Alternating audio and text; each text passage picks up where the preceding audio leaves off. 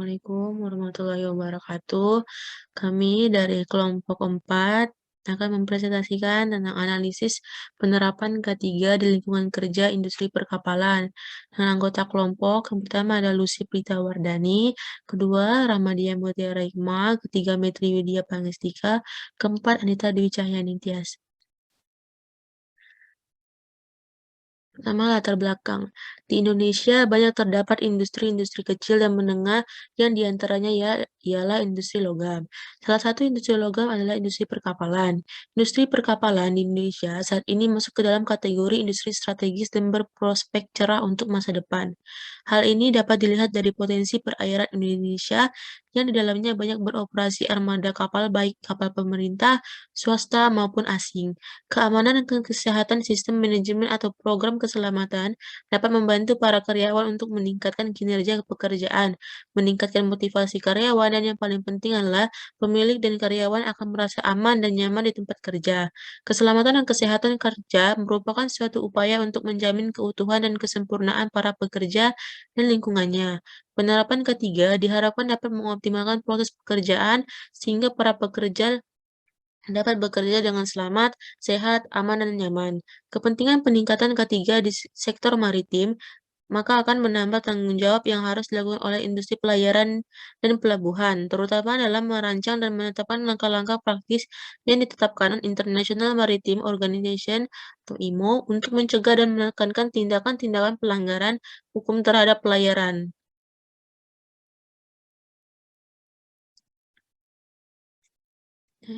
Dasar hukum atau regulasi.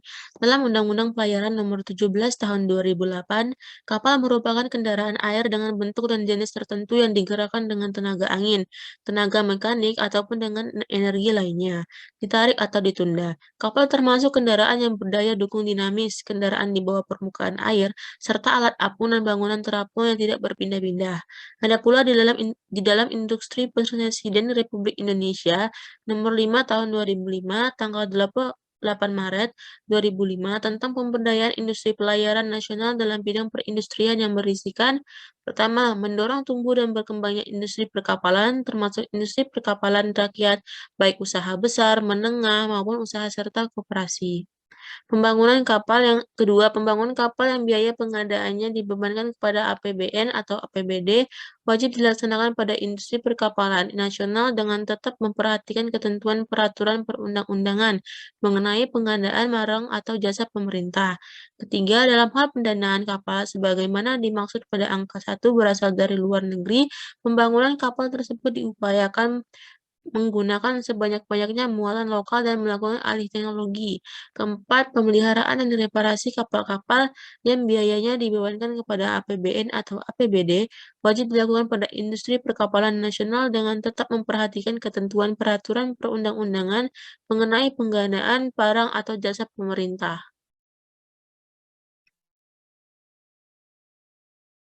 Nah, selanjutnya penerapan K3 di bidang industri perkapalan. Bermacam ragam aktivitas di galangan kapal yang terbilang berisiko tinggi. Jika salah dalam merencanakan pekerjaan, maka bisa terjadi kerugian berupa cedera bahkan kematian, kerusakan harta benda atau properti, dan pencemaran lingkungan. Berikut adalah beberapa aktivitas galangan kapal yang umum dilakukan. Yang pertama, work at height atau bekerja di ketinggian. Salah satu aktivitas kerja di galangan kapal adalah bekerja di ketinggian atau working at height. Kebutuhan bekerja di ketinggian ini untuk menjangkau bagian-bagian kapal yang sedang dikerjakan. Bekerja di ketinggian termasuk kategori pekerjaan yang memiliki risiko kecelakaan dengan dampak fatal. Beberapa potensi bahaya terkait bekerja di ketinggian diantaranya terjatuh dari ketinggian, terperosok, posisi kerja terbatas atau gerak tubuh yang kikuk atau tidak ergonomi, dan potensi orang tertimpa peralatan atau material.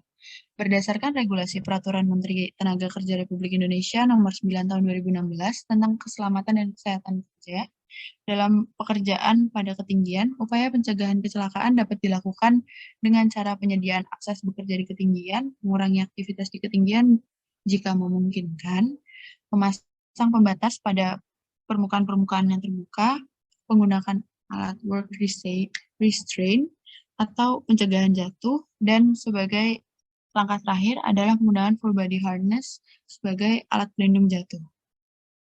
Yang kedua,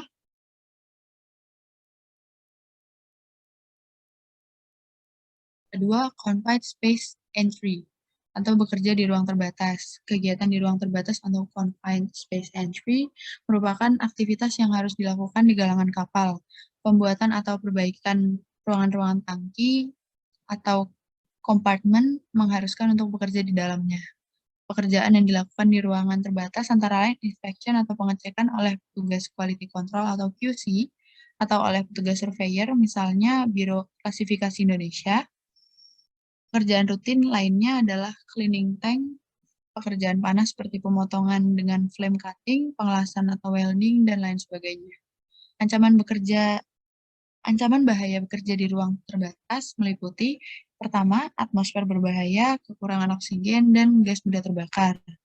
Yang kedua ada pencahayaan kurang. Yang ketiga ada ketakutan tak beralasan atau klaustrofobia. Dan yang keempat ada potensi terjatuh, terperosok, bahkan terperangkap atau engulfment. Selanjutnya,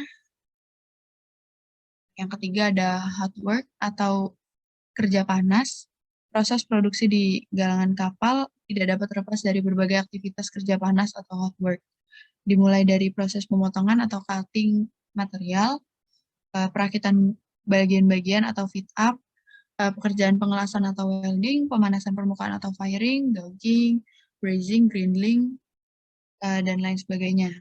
Demi keselamatan dalam bekerja, perlu dilakukan langkah-langkah pengendalian bahaya sebelum memulai kerja panas, antara lain pengecekan sebelum bekerja atau hot work checklist. Selanjutnya ada penerbitan izin kerja panas atau hot work permit, dan upaya mitigasi lainnya yang dilakukan terkait bahaya dan ledakan.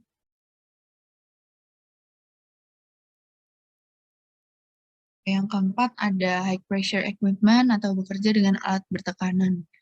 Alat kerja bertekanan atau high pressure equipment yang dimaksud adalah peralatan atau adanya wadah berisi gas atau udara bertekanan. Pada umumnya bejana bertekanan yang digunakan di galangan kapal seperti tabung oksigen, kompresor, sunpot, blasting, dan airbag. Potensi bahaya bejana bertekanan adalah ledakan dengan resiko kecelakaan yang dapat berakibat fatal.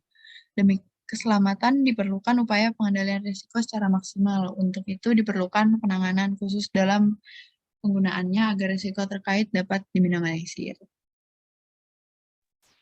Selanjutnya, nomor 5, coating atau pengecatan. Painting atau pengecatan pada konstruksi kapal selain untuk memberikan warna yang menarik, juga sebagai pelapis terhadap permukaan logam untuk mencegah proses terbentuknya karat atau korosi. Mengingat bahwa permukaan lambung kapal akan menghadapi medan yang ekstrim, maka bahan cat yang digunakan pun berupa bahan khusus. Namun, pada proses pengerjaan ini pun memiliki risiko buruk bagi kesehatan pekerja dan biota di lingkungan. Uap dari aktivitas pengecatan yang terakumulasi di dalam tangki dapat menimbulkan kebakaran hingga ledakan. Demi alasan kesehatan dan keselamatan pekerja di bidang ini, wajib memperhatikan informasi yang ada di dalam Material Safety Datasheet atau MSDS, produk cat dan regulasi pemerintah yang mengatur mengenai hal ini.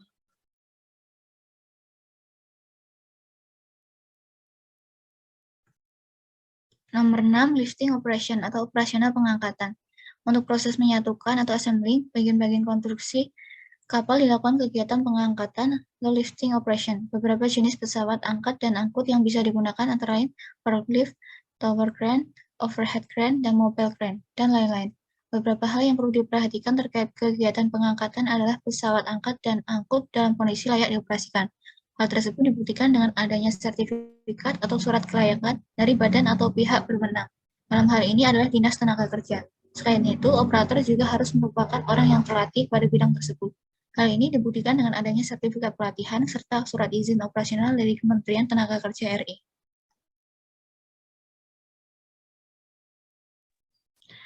Nomor 7, elektrikal atau penggunaan tenaga listrik. Aktivitas kerja di galangan pada umumnya digunakan di tempat terbuka dan berpindah titik, sehingga peralatan listrik yang digunakan bersifat sementara atau temporary. Kondisi demikian tentu menambah resiko sewaktu-waktu jaringan listrik dapat terjadi kebocoran disebabkan karena penggunaannya selalu berpindah-pindah. Penggunaan tenaga listrik di outdoor juga perlu menjadi perhatian bagi pekerja, bahwa resiko akan meningkat jika peralatan kelistrikan dalam kondisi basah akibat terkena hujan. Demi keselamatan pekerja, penggunaan peralatan kelistrikan dalam kondisi basah kedap air atau waterproof sangat dianjurkan. Selain itu, perlengkapan keselamatan peralatan juga harus dilengkapi dengan auto breaker, panel listrik yang mampu memutuskan arus secara otomatis jika terjadi hubungan singkat atau short circuit, pemasangan pembumian atau grounding, dan pengecekan alat kelistrikan secara rutin untuk memastikan isolatornya dalam kondisi utuh.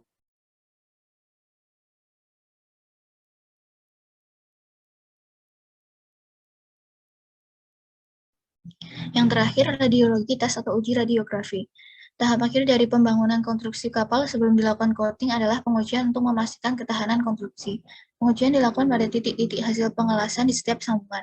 Salah satu metode pengujian yang umum dilakukan adalah uji tidak rusak atau non-destructive test dengan menggunakan kamera radioaktif atau X-ray. Dari gambar yang didapatkan akan memperlihatkan hasil pengelasan secara keseluruhan. Seperti yang diketahui, radioaktif memiliki dampak paparan yang berbahaya, yakni menimbulkan efek somatik maupun genetik, sehingga bukan hal yang berlebihan jika berurusan dengan radioaktif harus ekstra berhati-hati, baik dalam penyimpanan, pengangkutan, maupun penggunaannya. Upaya yang dapat dilakukan untuk menurunkan risiko terjadinya terpapar radioaktif perlu dipertimbangkan tingkat urgensi penggunaannya. Jika memungkinkan, sebaiknya menggunakan metode pengujian lain, namun memiliki fungsi yang sama atau biasa disebut dengan metode substitusi.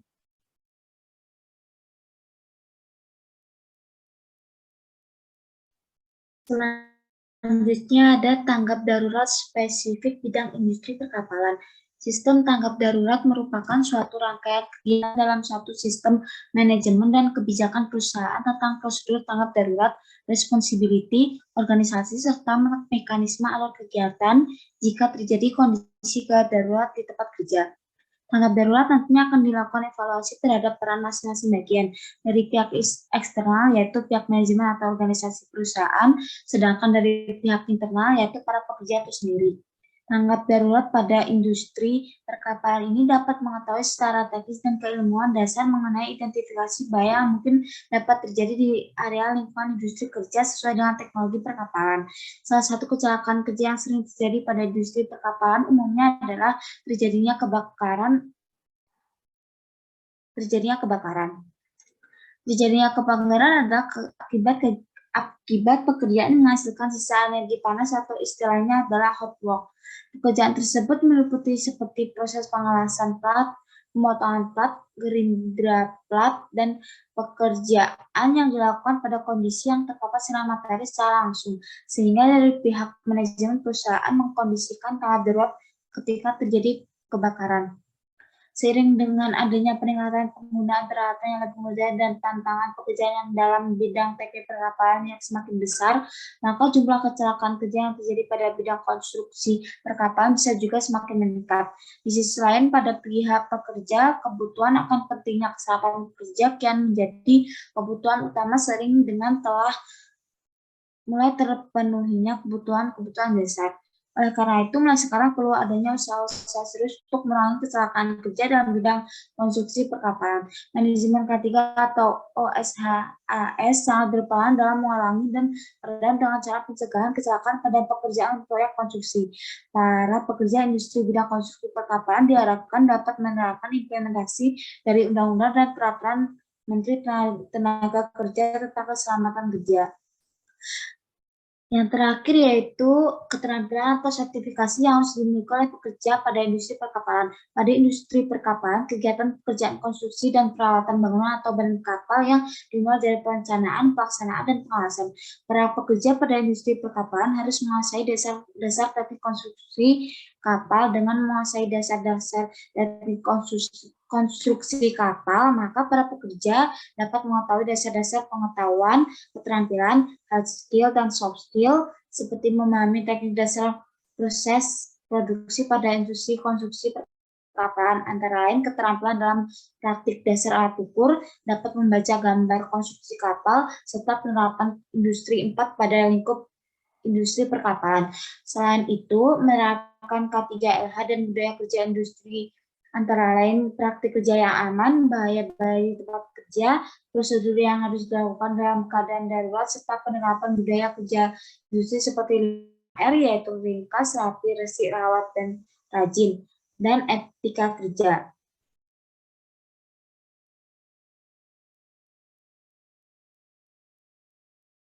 Sekian dari kami, kurang lebihnya mohon maaf. Wabillahi taufiq wal hidayah. Wassalamualaikum warahmatullahi wabarakatuh.